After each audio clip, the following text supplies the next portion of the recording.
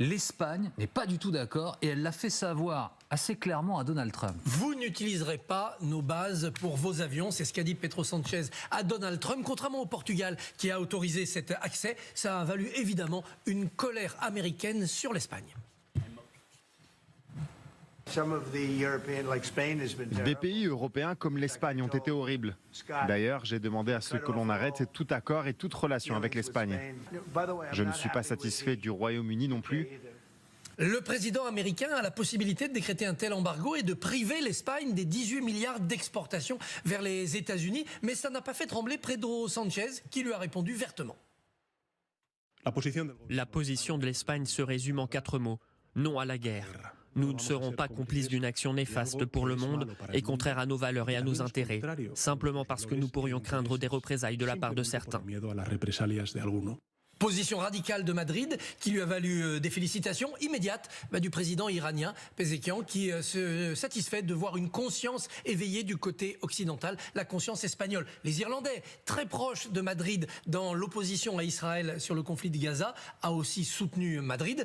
La France, par la voix d'Emmanuel Macron, a signifié qu'elle se tenait aux côtés de l'Espagne. Pleine solidarité de la France, mais néanmoins, l'Union européenne est divisée parce que d'autres pays, comme les pays baltes, la République tchèque, la Pologne, la Hongrie, sont beaucoup plus proches de l'OTAN et donc ne se rapprochent pas de l'Espagne. On a une véritable division européenne. Oui, division très claire en matière diplomatique. Oui, très claire. D'autant que l'Allemagne, avec Friedrich Merz, qui était présent dans le bureau de Trump au moment de cette admonestation, n'a pas bougé pour défendre l'Espagne. La diplomatie européenne est en friction, tout comme l'Europe de la défense est une fiction. Cette friction, elle peut être inquiétante quand on voit que du côté officiel, la Commission européenne ne sait pas trop prendre position dans ce conflit, si ce n'est pour rappeler l'évidence pacifique. Nous travaillons pleinement pour une désescalade et empêcher la propagation du conflit. Le truisme d'Ursula von der Leyen indique bien que l'Union européenne est à géométrie variable selon les conflits. Dans le dossier ukrainien, on n'a pas évité les fausses notes, mais on a réussi à avoir une certaine forme de consensus. Dans le dossier iranien, ça part dans tous les sens. Plus exactement, ça part dans le sens des États-nations. Chacun voit midi à sa porte et chacun prend des positions en fonction aussi de sa force, de son arsenal. Alors peut-être plus surprenant, on l'a entendu, Donald Trump s'en est pris au Royaume-Uni. Oui, parce que le Royaume-Uni est un allié, un vassal, diront certains, des États-Unis depuis toujours. Même dans l'aventure irakienne, les Britanniques étaient aux côtés des Américains. Et voilà que Donald Trump s'en prend également directement au Premier ministre britannique. Je ne suis pas content du Royaume-Uni. Ils nous ont empêchés d'accéder à leur île. Donc nous sommes très surpris. Ce n'est pas Winston Churchill avec qui nous négocions.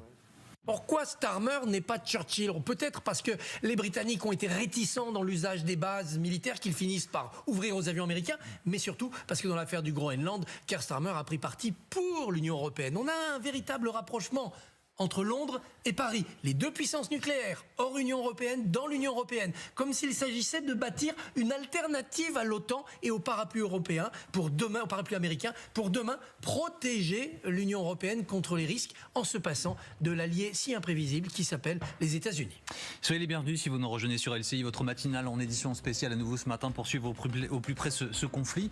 Conflit dans les airs avec des avions, des chasseurs touchés, des avions qui tombent, on l'a vu ces derniers jours, notamment au Koweït, sur la mer avec le détroit d'Ormuz, cette bataille navale qui semble se profiler sur terre, peut-être, avec les gardiens de la Révolution qui expliquent il y a quelques instants avoir bombardé les positions kurdes au nord-ouest de l'Iran. Nous allons évidemment faire un point complet. Pendant ce temps, les bombardements continuent, s'intensifient même selon nos reporters en Iran. Voici le journal à 8h30.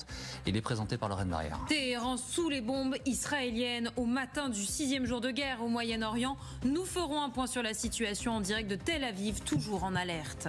Une guerre qui se joue dans le ciel et en mer. Une bataille navale se prépare-t-elle dans le détroit d'Ormuz sous contrôle total de l'Iran? Explication dans un instant. L'exécutif en France sur le qui-vive, réunion de crise au ministère de l'Intérieur. Les détails avec Alexandra Guillet du service police-justice TF1 LCI. Menaces terroristes sur la France et menaces sur les prix des produits alimentaires. Nous verrons quelle est l'ampleur des conséquences économiques sur votre porte-monnaie. Commençons notre journal avec ces échanges de tirs entre Iran et Israël il y a encore quelques instants. Après une nuit de frappes iraniennes sur plusieurs villes d'Israël, l'armée israélienne mène une nouvelle offensive aérienne. On retrouve en direct de Tel Aviv notre correspondante Bethsabée Salem. Bethsabée, l'armée israélienne a diffusé, on le voit, ces images ce matin de ses cibles en Iran et bombarde massivement la capitale iranienne.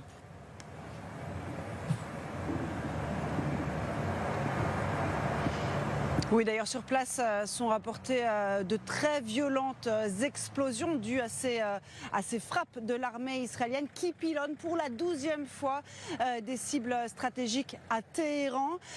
Téhéran donc qui est visé à nouveau et dans la cible, dans le viseur de l'armée israélienne, bien sûr, des cibles du régime iranien, des cibles stratégiques, tout ce qui concerne le programme nucléaire, balistique, bien sûr. Selon les médias ici, il faudra encore 2 semaines environ à Tzal pour remplir ses objectifs sur place, mais les capacités balistiques du régime iranien seraient déjà très affaiblies. Il faut savoir que le régime iranien parvient de son côté à tirer encore des missiles sur le territoire israélien, puisqu'ici à Tel Aviv où nous nous trouvons, à 2 reprises les sirènes ont résonné au milieu de la nuit.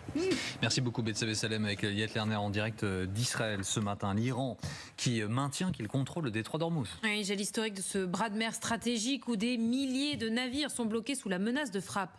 Simon Kremer. C'est un détroit figé par la guerre. Ormuz, couloir stratégique de 33 km de large entre l'Iran et Oman, où transitent 20% des approvisionnements mondiaux de pétrole brut. Sur ces images satellites, cet axe, véritable autoroute maritime, se vide progressivement ces derniers jours. L'Iran menace de frapper les navires qui s'y engagent. Le détroit est fermé et quiconque tentera de le franchir sera accueilli par nos héros de la marine qui incendieront ces navires. Hier après-midi, ce porte-conteneur maltais qui s'y aventurait a été percuté par un projectile d'origine inconnue.